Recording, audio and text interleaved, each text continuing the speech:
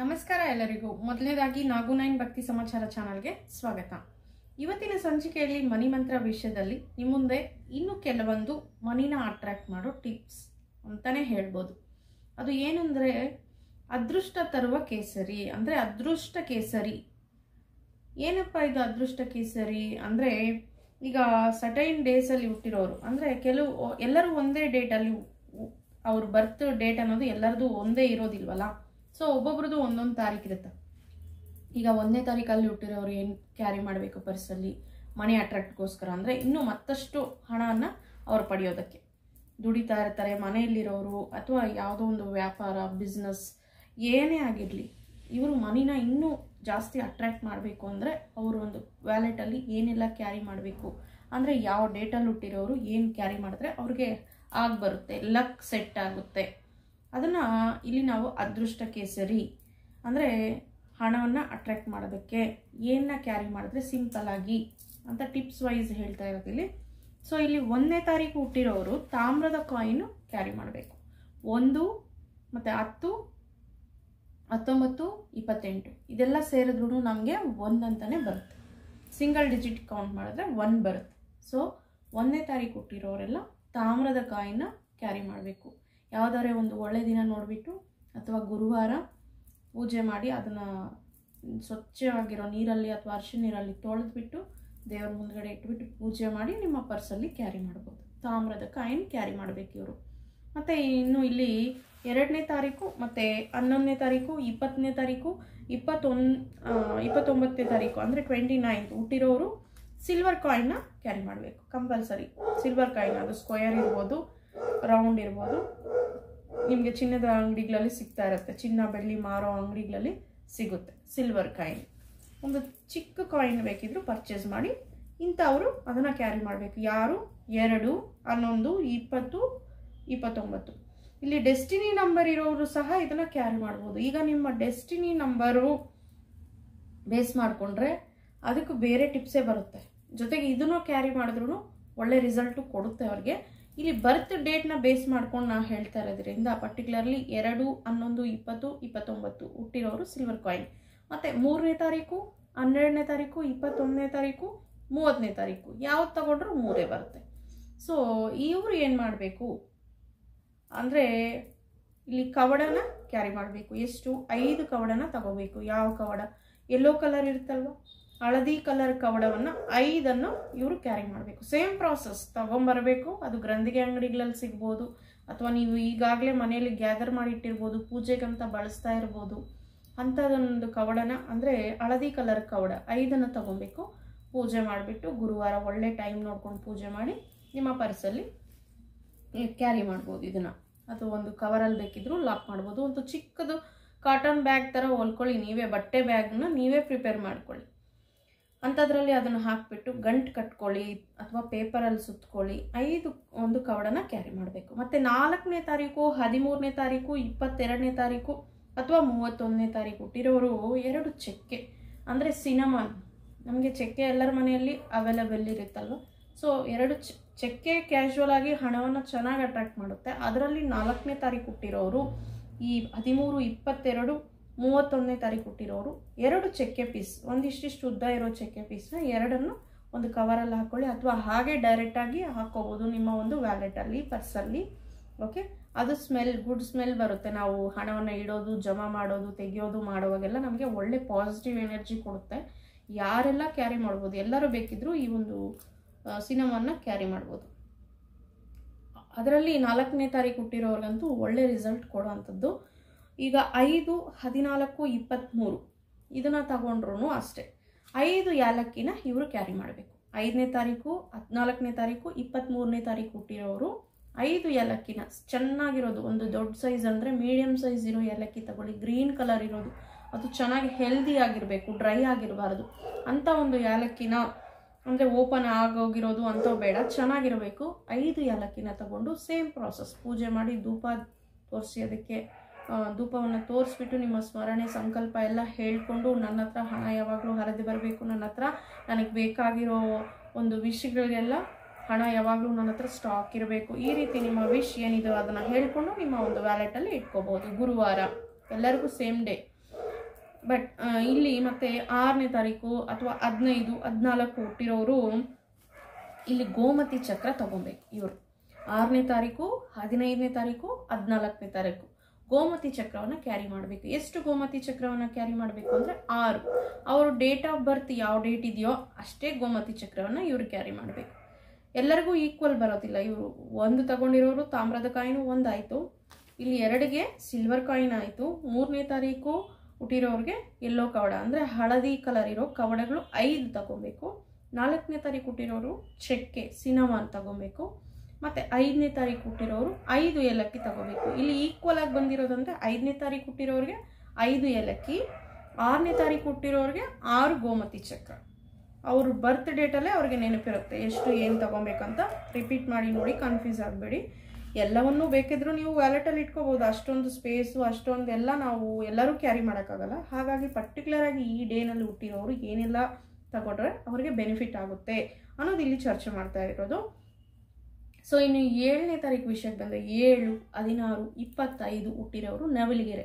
ಚಿಕ್ಕದಾಗಿ ಒಂದು ನವಿಲಿಗೆರೆದು ಬರುತ್ತಲ್ವ, ನವಿಲಿಗೆರೆ ನಮಗೆ ಅವೈಲೇಬಲ್ ಇರುತ್ತೆ.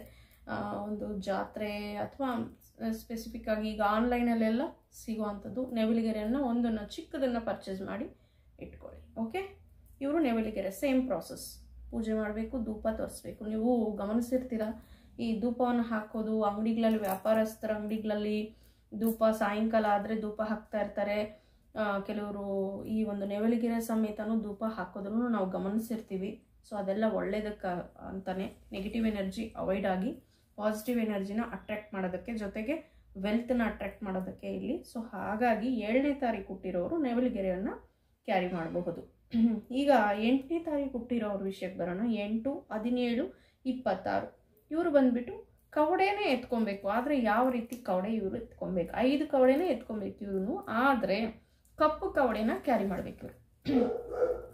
5 ಕಪ್ಪು ಕವಡೆನ ಈ 8ನೇ ತಾರೀಕು ಹುಟ್ಟಿರೋರು, 8, 17, 26 ಹುಟ್ಟಿರೋರು ಕಪ್ಪು ಕವಡೆಯನ್ನು ಕ್ಯಾರಿ ಮಾಡಬೇಕು. ಇನ್ನು ಮೋಸ್ಟ್ ಟಾಪೆಸ್ಟ್ ನಂಬರ್, ಯಾಕೆ ಇದನ್ನು ಟಾಪೆಸ್ಟ್ ನಂಬರ್ ಅಂತೀವಿ ಅಂದರೆ 9 ಅನ್ನೋದೇ ನಮಗೆ ಒಳ್ಳೆ ಪವರ್ಫುಲ್ ನಂಬರ್. ಇದಕ್ಕೆ ಯಾವುದು ಕ್ಯಾರಿ ಮಾಡಿದ್ರು, ಕ್ಯಾರಿ ಮಾಡದೇ ಇದ್ರೂ ಅವರ ಒಂದು ಲಕ್ ಬೈ ಬರ್ತೆ ಇದೆ ಅಂತ ಹೇಳ್ಬಹುದು. ಮಿಕ್ಕಿದ ನಂಬರ್ಗಳೆಲ್ಲ ಲಕ್ ಇಲ್ಲ ಮೇಡಮ್ ಅಂದರೆ ಇದೆ, ಅದಕ್ಕೆ ತಕ್ಕಂಥ ಸ್ಥಾನ ಪ್ರತಿಯೊಂದು ನಂಬರು ಪಡೆದಿರುತ್ತೆ. ಆದರೆ ಪ್ರತ್ಯೇಕವಾಗಿ ಈ 9 ಅಂದರೆ ಅದು ಟಾಪ್ ನಂಬರ್ ಅಂತ ಹೇಳ್ಕೊಬೋದು. ಸೊ ಈ ಒಂದು 9 ನಂಬರ್ಗೆ ನಾವು ಏನು ಇಲ್ಲಿ ಪರ್ಟಿಕ್ಯುಲರಾಗಿ ಏನು ಕ್ಯಾರಿ ಮಾಡೋಷ್ಟಿಲ್ಲ, ಬೇರೆಯವ್ರಿಗೆ ಹೆಲ್ಪ್ ಮಾಡಬೇಕು. ಬೈ ಬರ್ತೆ ಅವರು ಆಧ್ಯಾತ್ಮಿಕವಾಗಿ ಸ್ಟೆಪ್ಸ್ ಆಗ್ತಾ ಇರ್ತಾರೆ. ಅಂದರೆ ಬೇರೆಯವ್ರಿಗೆ ಹೆಲ್ಪ್ ಮಾಡೋದು, ಡೆವೋಟಿಗಳು ಆಗಿರೋದು, ದೇವಸ್ಥಾನಗಳ ಹತ್ರ ಪ್ರಸಾದಗಳು ಹಂಚೋದು, ಇಂಥದ್ರಲ್ಲಿ ಜಾಸ್ತಿ ಇವರು ಇನ್ವಾಲ್ವ್ ಆಗಿರ್ತಾರೆ. ಅವ್ರು ಮಾಡಬೇಕಾಗಿರೋ ಕೆಲಸನೂ ಅದೇ. ಓಕೆ, ಬೇರೆಯವ್ರಿಗೆ ದಾನ ಧರ್ಮ ಮಾಡ್ತಾ ಇರಬೇಕು, ಈ ಪ್ರಸಾದಗಳು ಡಿಸ್ಟ್ರಿಬ್ಯೂಟ್ ಮಾಡೋದಾಗಲಿ ಇಂಥದ್ದು ಅವ್ರಿಗೆ ಏನು ತೋಚುತ್ತೋ ಅದು. ಈಗ ನೀಡ್ಫುಲ್ ಬೇಕಾಗಿರೋರಿಗೆ, ಈಗ ವಿದ್ಯಾವಂತರಿಗೆ, ಓದ್ತಾ ಇರೋರಿಗೆ ಅವ್ರಿಗೇನು ಬೇಕು, ಪೆನ್, ಪೆನ್ಸಿಲ್, ಬುಕ್ಸ್ ಇಂಥವು, ಅಥವಾ ಬಡವರಿಗೆ ಅವ್ರಿಗೆ ಊಟ, ವಸತಿ ಇಂಥದ್ದು, ಬಟ್ಟೆ, ಬರೀ ಇಂಥದ್ದು ಅವ್ರಿಗೆ ಏನು ಬೇಕೋ ಅಂಥದನ್ನು ಈ 9 ಅನ್ನೋ ನಂಬರಲ್ಲಿ ಹುಟ್ಟಿರೋರು ಮಾಡಿದ್ರೆ ಅವ್ರು ಫಸ್ಟ್ ಆಫ್ ಆಲ್ ಅವ್ರಿಗೆ ಒಳ್ಳೆ ಲಕ್ ಇರುತ್ತೆ. ಅದರಲ್ಲಿ ಇನ್ನೂ ಅವ್ರಿಗೆ ಬರುತ್ತೆ, ಒಳ್ಳೆಯದಾಗುತ್ತೆ ಅಂತ ಹೇಳಬಹುದು. ಜೊತೆಗೆ ಇವರು ಇದೆಲ್ಲನೂ ಮಾಡೋಕ್ಕಾಗಲ್ಲ ಅಂದರೆ ಫೆಂಗ್ಶೂಯಿ ಪದ್ಧತಿಯಲ್ಲಿ 3 ಕಾಯಿನ್ ಇದೆ. ಇಲ್ಲಿ ಫೆಂಗ್ಶೂಯಿ ಪದ್ಧತಿಯಲ್ಲಿ 3 ಕಾಯಿನ್ ಇರುತ್ತೆ. ಅಂದರೆ ಈ ಫೆಂಗ್ಶೂಯಿ ಕಾಯಿನ್ 3ನ ಒಂದು ಕೆಂಪು ದಾರದಲ್ಲಿ ಕಟ್ಟಿರ್ತಾರೆ. ನಿಮ್ಗೆಲ್ಲರಿಗೂ ಗೊತ್ತೇ ಇದೆ. ಈ ಒಂದು ಕಾಯಿನ್ಸ್ ಬೆಲ್ಗೆ ಹ್ಯಾಂಗ್ ಮಾಡಿರ್ತಾರೆ ಅಥವಾ ವಾಲ್ಗೆಲ್ಲ ಹ್ಯಾಂಗ್ ಮಾಡಿರ್ತಾರೆ. ಎಲ್ಲ ಫ್ಯಾನ್ಸಿ ಸ್ಟೋರ್ಗಳಲ್ಲಿ ಅವೈಲೇಬಲ್ ಇರುತ್ತೆ. ಇಂಥದನ್ನು ಒಂದು 3 ಕಾಯಿನ್ನ ರೆಡ್ ದಾರಕ್ಕೆ ಕಟ್ಟಿರಬೇಕು, ಕೆಂಪು ಕಲರ್ ದಾರಕ್ಕೆ ಕಟ್ಟಿರಬೇಕು. ಅಂಥದನ್ನು ಕಟ್ಟಿಬಿಟ್ಟು ಅದನ್ನು ಬೇಕಿದ್ರೂ ನೀವು ವ್ಯಾಲೆಟಲ್ಲಿ ತಗೋಬೋದು. ಇದೆಲ್ಲರಿಗೂ ಸೂಟಬಲ್ ಆಗುತ್ತೆ. 9 ನಂಬರಲ್ಲಿ ಹುಟ್ಟಿರೋರು ಸಹ ಈ ಒಂದನ್ನು ಮಾಡ್ಬೋದು. ಇಲ್ಲ ನಮಗೆ ನಮ್ಮ ನಂಬರ್ಗೆ ಸೂಟಬಲ್ ಆಗಿರೋದೇ ನಾವು ಮಾಡ್ತೀವಿ ಅಂದರೆ ಈಗೆಲ್ಲ ಎಕ್ಸ್ಪ್ಲೇನ್ ಮಾಡೋದಲ್ಲ, ಆ ರೀತಿ ಆ ನಂಬರ್ಗೆ ಸಂಬಂಧಪಟ್ಟಿದ್ದ ಕೆಲಸ ಅವರು ಮಾಡಬೇಕು. ಇಲ್ಲಿ 9 ನಂಬರ್ಗೆ ಸಂಬಂಧಪಟ್ಟವರು ಬೇರೆಯವರಿಗೆ ಹೆಲ್ಪ್ ಮಾಡಬೇಕು. ಅವ್ರಿಗೇನು ಬೇಕೋ ಅದನ್ನು ಹೆಲ್ಪ್ ಮಾಡಬೇಕು. ಹೆಲ್ಪಿಂಗ್ ನೇಚರ್ ಇರಬೇಕು ಇವ್ರಿಗೆ. ಬೇಕಂತ ಖರ್ಚು ಮಾಡ್ಕೊಂಡು ಹೆಲ್ಪ್ ಮಾಡೋಷ್ಟಿಲ್ಲ. ಅವ್ರಿಗೆ ಅವ್ರು ಎಷ್ಟು ದುಡಿತಾರೋ ಅದರಲ್ಲಿ ಒಂದು 10%, ನಾನು ಎಲ್ಲರಿಗೂ ಹೇಳ್ತಾನೆ ಇದ್ದೀನಿ, ನಿಮ್ಮ ದುಡಿಮೆ ಎಷ್ಟು ಅದರಲ್ಲಿ 10% ಬೇರೆಯವ್ರಿಗೆ ದಾನ ಧರ್ಮ ಮಾಡಿ, ಓದ್ತಾ ಇರೋರಿಗೆ ಅಥವಾ ನೀಡಿರೋರಿಗೆ. ಅದರಲ್ಲಿ ಎಸ್ಪೆಷಲಿ 9, 27, 18 ಹುಟ್ಟಿರೋರು ಹೆಲ್ಪ್ ಮಾಡಲೇಬೇಕು, ದಾನ ಧರ್ಮ ಮಾಡ್ತಾ ಇರಬೇಕು. ಅಥವಾ ಗೋಸೇವೆ ಮಾಡಿ, ನಿಮ್ಗೆ ಯಾರಿಗೂ ಕೊಡೋಕ್ಕೆ ಮನಸ್ಸೊಪ್ಪಿಲ್ಲ, ಯಾರು ತಗೊಂಡಿಲ್ವಾ ಗೋಸೇವೆ ಮಾಡಿ, ಗೋಗಳಿಗೆ ಸಂಬಂಧಪಟ್ಟಿದ್ದು ಊಟ ಕೊಡಿ, ಗ್ರಾಸ್ ಕೊಡಿ, ಅಥವಾ ನೀರು ಕೊಡಿ, ಅದಕ್ಕೆ ಬೂಸ ಕೊಡಿ, ಇಂಥದನ್ನು ಸಹ ನೀವು ಮಾಡ್ಬೋದು. ಪ್ರತಿದಿನ ಅದನ್ನು ಸಾಕಲೇಬೇಕಂತೇನಿಲ್ಲ. ನಿಮಗೆ ನಿಯರ್ ಬೈ ಇರೋ ಗೋಶಾಲೆಗೆ ಹೋಗಿ ಅಲ್ಲಿ ಸೇವೆ ಮಾಡ್ಬೋದು. ನೀವು ಇದನ್ನು 9 ನಂಬರ್ ಸಂಬಂಧಪಟ್ಟವರು ಮಾಡ್ಬೋದು, ಮಿಕ್ಕಿದವರೆಲ್ಲರೂ ಮಾಡಬಹುದು. ಆದರೆ ಬೇರೆ ನಂಬರ್ಗೆ ಸಂಬಂಧಪಟ್ಟಿದ್ದನ್ನು ಎಲ್ಲರೂ ಮಾಡಬಹುದು. ಪರ್ಟಿಕ್ಯುಲರಿ ಅವ್ರ ನಂಬರ್ಗೆ ಸಂಬಂಧಪಟ್ಟಿದ್ದವ್ರು ಮಾಡಿದ್ರೆ ಒಳ್ಳೆ ರಿಸಲ್ಟ್ ಇರುತ್ತೆ. ಹೆಲ್ಪಿಂಗ್ ನೇಚರ್ ಇರಬೇಕು 9 ನಂಬರ್ ಅವ್ರಿಗೆ, ಬೇಸಿಕಲಿ ಇರುತ್ತೆ ಅವ್ರಿಗೆ, ಅದನ್ನು ಕಂಟಿನ್ಯೂ ಮಾಡಬೇಕು. ಓಕೆ, ಸೊ ಇದೇ ಅದೃಷ್ಟ ಕೇಸರಿ ಅಂತ ಹೇಳಕ್ಕೆ ಇಷ್ಟಪಡ್ತೀನಿ. ಇದು ಇವತ್ತಿನ ವಿಡಿಯೋನಲ್ಲಿ ಡಿಸ್ಕಸ್ ಮಾಡಿರೋ ಮಾಹಿತಿ. ಇಲ್ಲಿ ಇನ್ನೊಂದು ಟಿಪ್ ನಿಮಗೆ ಹೇಳಲೇಬೇಕಾಗಿರೋ ಮಾಹಿತಿ ಏನು ಅಂದರೆ, ನಾನು ಝೀಬು ಕಾಯಿನ್ ಬಗ್ಗೆ ಹೇಳಿದ್ದೆ, ಅದನ್ನು ತಗೊಂಡು ನೀವು ಪರ್ಸಲ್ಲಿ ಇಟ್ಕೋಬೋದು. ಅದೇ ರೀತಿಯಾಗಿ ಝೀಬು ಕಾಯಿನು ಇಟ್ಕೋಬೋದು. ಇಲ್ಲಿ ಇನ್ನೂ ಸಿಂಪಲ್ ರೆಮಿಡಿ ಇದು. ಸೊ ಅದರಲ್ಲಿ ನಂಬರ್ಸ್ ಬೇರೆ ಇದೆ, ಇದು ಬೇರೆ ಇದೆ, ಮತ್ತೆ ಕನ್ಫ್ಯೂಸ್ ಮಾಡ್ಕೋಬೇಡಿ. ಸೊ ಹಾಗಾಗಿ ಕ್ಲಾರಿಟಿಯಾಗಿ ಹೇಳ್ತಾ ಇದ್ದೀನಿ. ಇದಕ್ಕೆ ಬೇಕಾಗಿರೋದೆಲ್ಲ ನಿಮಗೆ ವೈಟ್ ಪೇಪರ್, 4 ಕಾರ್ನರ್ಸ್ ಈಕ್ವಲ್ ಇರಬೇಕು, ಸ್ಕ್ವೇರ್ ಆಗಿರೋ ಒಂದು ವೈಟ್ ಪೇಪರ್ ತಗೋಬೇಕು. ಒಂದು ಗ್ರೀನ್ ಮಾರ್ಕರ್ ಅಥವಾ ಗ್ರೀನ್ ಪೆನ್ ತಗೊಬೇಕು ನೀವು. ಈ ರೀತಿ ನಾನು ವಿಡಿಯೋಗೋಸ್ಕರ ಬರೆದಿಟ್ಟಿದ್ದೀನಿ. ಸೊ 520 520 741 ಸೇಮ್ ಝೀಬು ಕಾಯಿನಲ್ಲಿರೋ ನಂಬರೇ ಇದೆಲ್ಲ ಮೇಡಮ್ ಅನ್ಬಹುದು. ಇಲ್ಲಿ ಒಂದು ನಂಬರ್ ಚೇಂಜ್ ಇರುತ್ತೆ ನಿಮಗೆ, 528.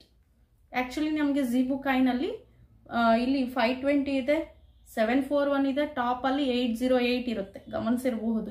ಈಗಾಗಲೇ ಕೆಲವರು ಪರ್ಚೇಸ್ ಮಾಡ್ಕೊಂಡಿದ್ದಾರೆ, ಸೊ ಅವ್ರಿಗೆಲ್ಲ ಗಮನಿಸಿರ್ಬೋದು. ಆದರೆ ಇಲ್ಲಿ ನಮಗೆ 520 741 528 ಈ ನಂಬರ್ನ ಏನು ಮಾಡಬೇಕು, ಈ ರೀತಿ ಸ್ಕ್ವೇರ್ ಪೇಪರಲ್ಲಿ ಬರ್ಕೊಂಡು ಇದನ್ನು ನೀವು ಟ್ರಯಾಂಗಲಲ್ಲಿ ಮಾಡಿಸ್ಕೊಬೇಕು. 3 ಫೋಲ್ಡ್ ಮಾಡಬೇಕು. 3 ಫೋಲ್ಡ್ ಮಾಡಿ ನೋಡಿ, ಈ ರೀತಿ ಮಾಡಿಸ್ಕೊಬೇಕು. ಈಗ 1 ಫೋಲ್ಡ್ ಆಯ್ತಪ್ಪ, ಇನ್ನೊಂದು ಫೋಲ್ಡ್. ಮತ್ತೆ ಅದು ಅರ್ಥ ಆಗಿಲ್ಲ ಮೇಡಮ್ ಅಂತ ಕೇಳ್ತಿರಲ್ಲ, ಅದಕ್ಕೆ ಡೀಟೇಲಾಗಿ ತೋರಿಸ್ತಾ ಇದ್ದೀನಿ. ಇದು 2ನೇ ಫೋಲ್ಡ್ ಆಯಿತು, ಇದು 3ನೇ ಫೋಲ್ಡ್.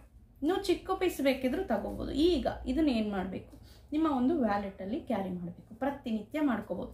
ಅದೇನಾರೆ ಅರ್ಧೋಯ್ತಾ ಅಥವಾ ಅದು ಡಸ್ಟ್ ತುಂಬ್ಕೊಂತ ಗಲೀಜಾಗಿ ಕಾಣಿಸ್ತಾ, ವೈಟ್ ಕಲರ್ ಹೊಟ್ಟೋಗಿ ಡಲ್ ಆಯ್ತಾ, ಆವಾಗ ರಿಪ್ಲೇಸ್ ಮಾಡಿ. ಇದನ್ನು ಯಾವಾಗ ಬೇಕಿದ್ರೂ ಮಾಡ್ಕೋಬೋದು ನೀವು. ಅನ್ಎಕ್ಸ್ಪೆಕ್ಟೆಡ್ ಆಗಿ ಮನಿ ನಿಮ್ಮ ಹತ್ರ ಹರಿದು ಬರುತ್ತೆ.